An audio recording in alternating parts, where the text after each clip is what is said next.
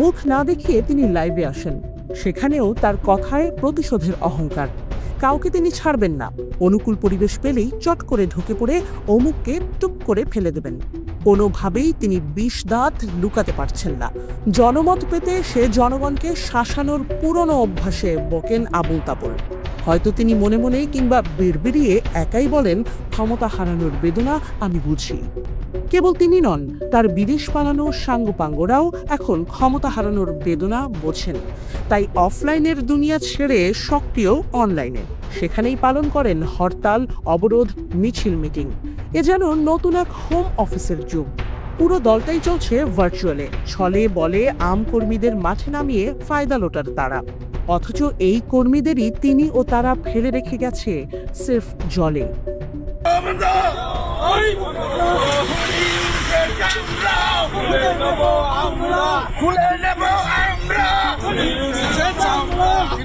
দুই গালে